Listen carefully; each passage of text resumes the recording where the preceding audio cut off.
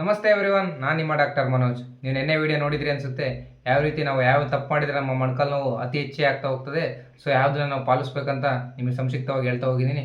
So ಯಾರ್ಯಾರು ಆ video ನೋಡಿಲ್ಲ, ಆ ವಿಡಿಯೋ ಲಿಂಕ್ನ ನಾನು ಡಿಸ್ಕ್ರಿಪ್ಷನಲ್ಲಿ ಮೆನ್ಷನ್ ಮಾಡಿದ್ದೀನಿ, ಹೋಗಿ ಆ ವಿಡಿಯೋ ನೋಡ್ತಾ ಹೋಗ್ಬೋದು. ಸೊ ಅದೇ ಥರ ನಾವು ಇವತ್ತು ಯಾವ ರೀತಿ ನಾವು ಮೊಣಕಾಲು ನೋವನ್ನ ನಿಭಾಯಿಸ್ಬೋದು ಅಥವಾ ಯಾವ ರೀತಿ ನಾವು ಮೊಣಕಾಲು ನೋವನ್ನ ನಾವು ಕ್ಯೂರ್ ಮಾಡ್ಕೋಬೋದು ಅಥವಾ ತಡೆಗಟ್ಬೋದು ಅಂತ ನೋಡ್ತಾ ಹೋದರೆ, ಮೇಯ್ನಾಗಿ ನಮ್ಮ ನ್ಯಾಚುರೋಪತಿ ಪ್ರಕಾರ ಬರೋದೇ ಈ ಡಯಟ್ ಥೆರಪಿ, ಅಂದರೆ ಆಹಾರ ಪದ್ಧತಿ. ನಾವು ಆಹಾರ ಪದ್ಧತಿನ ಯಾವ ರೀತಿ ರೂಢಿಸ್ಕೊಳ್ಬೇಕು ಅಂದರೆ, ಹೆಚ್ಚಿನದಾಗಿ ನಾವು ಆಹಾರದಲ್ಲಿ ಹಸಿರು ತರಕಾರಿ ನಾವು ತಿನ್ನಲೇಬೇಕಾಗುತ್ತೆ. ಸೊ ನಾವು ಯಾವಾಗ ಆ ಹಸಿರು ತರಕಾರಿ ನಾವು ತಿಂತಾ ಹೋಗ್ತೀವೋ, ಎಕ್ಸಾಂಪಲ್ ಕ್ಯಾಬೇಜ್ ಆಗಿರ್ಬೋದು, ಕ್ಯಾರೆಟ್ ಆಗಿರ್ಬೋದು, ಬೀಟ್ರೋಟ್ ಆಗಿರ್ಬೋದು, ಅಥವಾ ಆನಿಯನ್ ಆಗಿರ್ಬೋದು, ಸೊ ಕುಕುಂಬರ್ ಆಗಿರ್ಬೋದು, ಸೊ ಈ ಥರ ನಾವು ಸಲಾಡ್ ಮಾಡ್ಕೊಂಡು ತಿಂತಾ ಹೋದರೆ ಅದು ನಮಗೆ ಬಾಡಿಯಲ್ಲಿ ಅತಿ ಹೆಚ್ಚಾದ ಆ್ಯಂಟಿ ಆಕ್ಸಿಡೆಂಟ್ ಆಗಿರ್ಬೋದು, ಆ್ಯಂಟಿ ಇನ್ಫ್ಲಮೇಟರಿ ಆಗಿರ್ಬೋದು, ಸೊ ನಮ್ಮ ಪೇಯ್ನ್ ಕಿಲ್ಲರ್ ಆಗಿ ಹೆಲ್ಪ್ ಮಾಡ್ತಾ ಹೋಗುತ್ತೆ. ಸೊ ಇದಿಷ್ಟೆಲ್ಲ ನಾವು ತರಕಾರಿಗಳು ತಿಂತಾ ಹೋದರೆ ನಮ್ಮ ಮೊಣಕಾಲು ನೋವು ನಮ್ಮ ನಿಯಂತ್ರಣಕ್ಕೆ ಬರ್ತಾ ಹೋಗ್ತದೆ. ಅದೇ ಥರ ನೀವು ಮಾಂಸ ಆಹಾರ ನೀವು ಕಡಿಮೆ ಸೇವಿಸ್ತಾ ಬರಲೇಬೇಕಾಗ್ತದೆ. ಅದೇ ಥರ ನೀವು ಆಲ್ಕೋಹಾಲ್ ಮತ್ತು ಸ್ಮೋಕಿಂಗ್ ಇದ್ದರೆ ಕಂಪ್ಲೀಟ್ಲಿ ನೀವು ಸ್ಟಾಪ್ ಮಾಡಲೇಬೇಕಾಗುತ್ತೆ. ಯಾವ್ಯಾವ ಫ್ರೂಟ್ಸ್ನ ನೀವು ತಿನ್ನಬೇಕಂತ ನೋಡ್ತಾ ಹೋದರೆ, ಉಳಿರುವಂತಹ ಹಣ್ಣುಗಳನ್ನು ತಿನ್ನಲೇಬೇಕಾಗುತ್ತೆ. ಎಕ್ಸಾಂಪಲ್ ಯಾವುದಂದರೆ ಪೈನಾಪಲ್ಲು ಅಥವಾ ಆರೆಂಜ್ ಆಗಿರ್ಬೋದು. ಸೊ ಈ ಥರ ಉಳಿರುವಂಥ ಅಂಶಗಳನ್ನ ಈ ಥರ ಉಳಿರುವಂಥ ಫ್ರೂಟ್ಸ್ಗಳನ್ನು ತಿಂತಾ ಹೋದರೆ ಅದರಲ್ಲಿ ಬ್ರೋಮಿಲಿನ್ ಅನ್ನೋ ಒಂದು ಎನ್ಸೈಮ್ ಇರುತ್ತೆ. ಆ ಎನ್ಸೈಮ್ ನಿಮ್ಮ ಇನ್ಫ್ಲಮೇಷನ್ ಕಮ್ಮಿ ಮಾಡಲಿಕ್ಕೆ, ನಿಮಗೆ ಊತ ಇರ್ಬೋದು, ಉರಿ ಇರ್ಬೋದು, ಅದನ್ನು ಮೊಣಕಾಲಿನಲ್ಲಿ ಕಮ್ಮಿ ಮಾಡ್ತಾ ಹೋಗ್ತದೆ.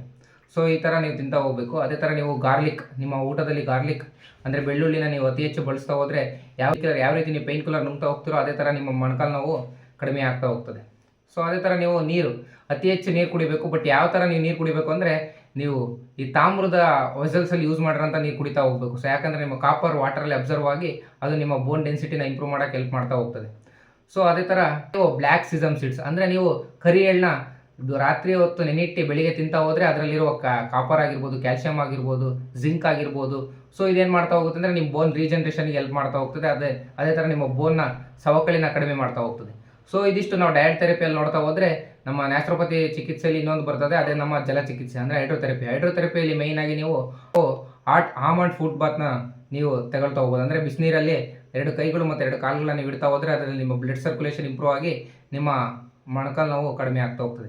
ಅದೇ ಥರ ನೀವು ರಿವರ್ಸಿವ್ ಕಂಪ್ರೆಷನ್ ಅಂದರೆ ಒಂದು 5 ನಿಮಿಷ ಬಿಸಿ ಶಾಖ ನಿಮ್ಮ ಕಾಲಿಗೆ ಕೊಡ್ತಾ ಹೋದರೆ, ಇನ್ನೊಂದು ನಿಮಿಷ ತಣ್ಣನ ಶಾಖ ನೀವು ಕಾಲಿಗೆ ಕೊಡ್ತಾ ಹೋದರೆ ಅದರಲ್ಲಿ ನೀವು ನಿಮ್ಮ ಕಾಲಲ್ಲಿರುವ ಇನ್ಫ್ಲಮೇಷನ್ ಕಡಿಮೆ ಆಗ್ತಾ ಹೋಗ್ತದೆ.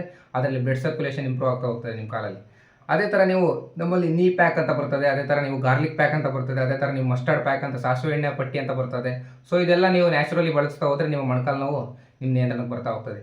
ಅದೇ ಥರ ನಮ್ಮಲ್ಲಿ ಆಕ್ಯುಪಂಚರ್ ಅನ್ನೋ ಒಂದು ಚಿಕಿತ್ಸೆ ಇದೆ. ಅದರಲ್ಲಿ ನಾವು ಹಲವಾರು ಪಾಯಿಂಟ್ಸ್ಗಳನ್ನ ನಾವು ಪ್ರಿಕ್ ಮಾಡ್ತಾ ಹೋದರೆ ಸೂಜಿ ಚಿಕಿತ್ಸೆಯಲ್ಲಿ ನಿಮ್ಮ ಮೊಣಕಾಲು ನೋವು ನಿಮಗೆ ನಿಯಂತ್ರಣಕ್ಕೆ ಬರ್ತಾ ಹೋಗ್ತದೆ. ಅದೇ ಥರ ಫಿಸಿಯೋಥೆರಪಿ ಕೂಡ ನಮ್ಮ ನ್ಯಾಚುರೋಪತಿಯಲ್ಲೇ ಇದೆ. ಅದೇ ಥರ ನಾವು ಫಿಸಿಯೋಥೆರಪಿಯಲ್ಲಿ ಮೇಯ್ನ್ ಆದ ಟೆನ್ಸ್ ಆಗಿರ್ಬೋದು, IFT ಆಗಿರ್ಬೋದು, ಸೊ ಈ ಥರ ಎಲೆಕ್ಟ್ರೋಥೆರಪಿ ನಾವು ಯೂಸ್ ಮಾಡ್ತಾ ಹೋದರೆ ನಿಮ್ಮ ಮಸಲ್ ಸ್ಟ್ರೆಂತ್ ಆಗ್ತಾ ಹೋಗ್ತದೆ. ಅದೇ ಥರ ನಿಮ್ಮ ಮೊಣಕಾಲು ನೋವು ಕೂಡ ಕಡಿಮೆ ಆಗ್ತಾ ಹೋಗ್ತದೆ. ಸೊ ಇದಿಷ್ಟು ನಮ್ಮ ನ್ಯಾಚುರೋಪತಿಯಲ್ಲಿ ಪ್ರಕಾರ ಹೋದರೆ, ಅದೇ ಥರ ಮೇಯ್ನಾಗಿ ಎಕ್ಸಸೈಸ್ ಬರ್ತಾ ಹೋಗ್ತದೆ. ಸೊ ನಿಮಗೆ ಎಕ್ಸಸೈಸ್ನ ನಾನು ಡೀಟೇಲ್ ಆಗಿ ಡೆಮಾನ್ಸ್ಟ್ರೇಷನ್ ವಿತ್ ತೋರಿಸ್ತಾ ಹೋಗ್ತೀನಿ ಮುಂದಿನ ವೀಡಿಯೋಗಳಲ್ಲಿ. ಸೊ ಆ ಥರ ನೀವು ಎಕ್ಸಸೈಸ್ನ ಫಾಲೋ ಮಾಡ್ತಾ ಹೋಗಿ, ಈ ಥರ ಹೋಮ್ ರೆಮಿಡೀಸ್ನ ನೀವು ಮಾಡ್ತಾ ಹೋದರೆ ನಿಮ್ಮ ಮೊಣಕಾಲು ನೋವಿಗೆ ನೀವು ಮನೆಯಲ್ಲೇ ಮದ್ದು ಮಾಡ್ಕೋಬೋದು. ಸೊ ಈ ವಿಡಿಯೋ ನಿಮ್ಗೆ ಇಷ್ಟ ಆಯಿತು ಅಂದ್ಕೊತೀನಿ. So thank you for watching. Stay healthy, stay naturally. Thank you.